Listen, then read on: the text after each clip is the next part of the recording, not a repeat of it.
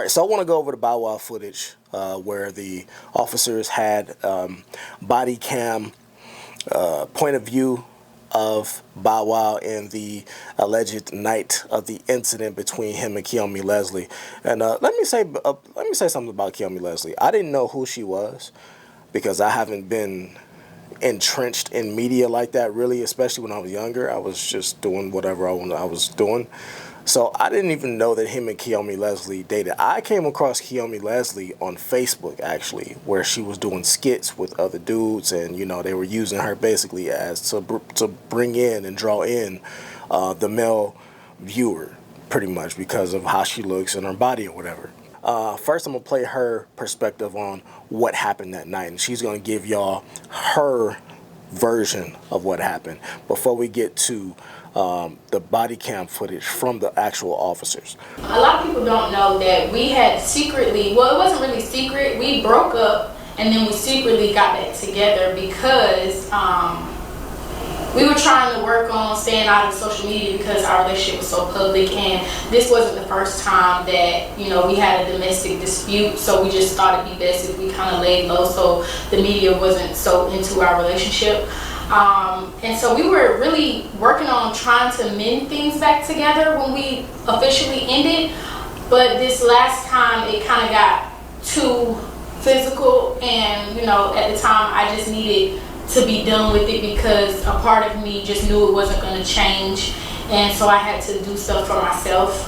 People thought that I was drunk and belligerent, and because of how they portrayed me on last season of Growing Up Hip Hop, I feel like the world believed that this was actually me beating him up, and it was a woman who was fighting for her life is what I felt like. We were coming back from a party and he got upset because he felt like I was being too friendly to a guy, and he proceeded to say negative comments to me. He just demeaning, belittling words to me in front of his friends, and we then got to the house, and a lot of the times fights and things happen when you know a person, you know how they can escalate, so you just want to stay out of their way.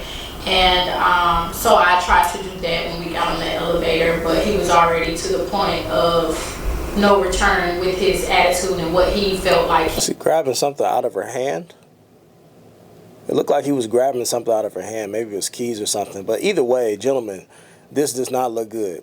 Anytime, I know she took this footage to the police, and what they're gonna do is they're gonna look at this and they're gonna be like, Bow Wow looks like the aggressor. That's all they're gonna see. It doesn't matter what the circumstances was. It doesn't matter what the argument was about. It doesn't even matter how it started or who started it.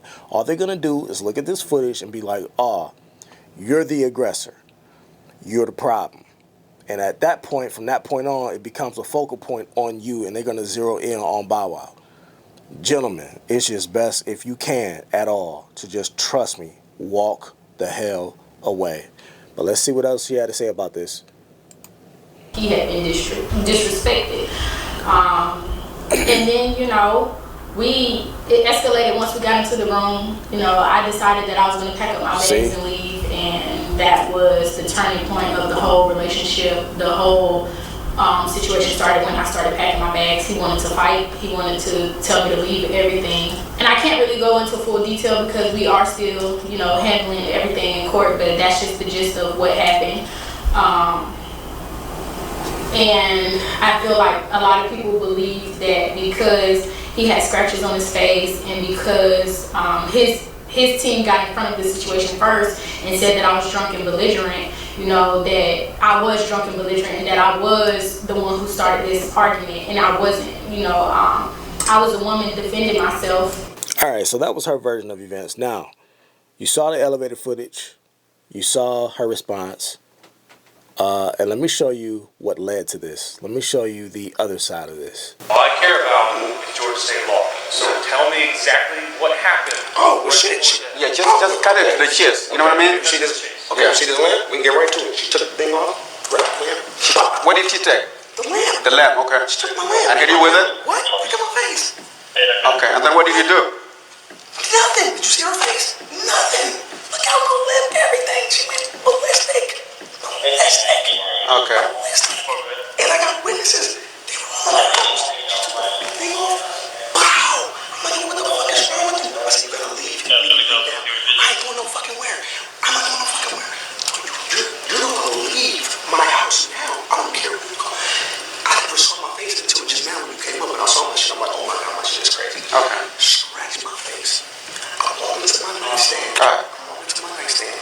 officer that could give two goddams about how his face looks.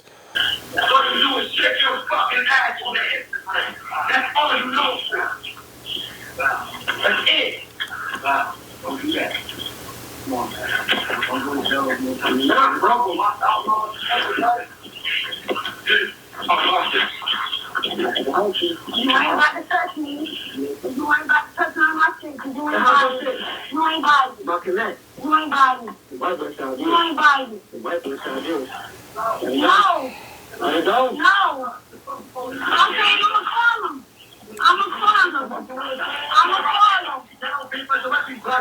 You're right. No, I ain't giving you shit. Okay? Tell him. Tell him. I'm not going to Jackie. Tell him then. Tell him that I broke in the internet. Tell him that I broke in the internet. Why you kicking me, bro? I'm not kicking you. Get him away from me. What?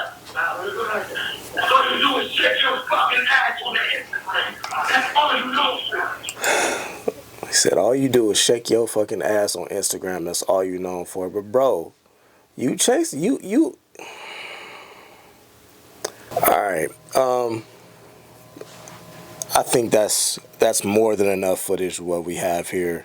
And although, you know, you can look at his face and see that she tore his ass up. Let me go back to this. Let me go back to the footage of his face.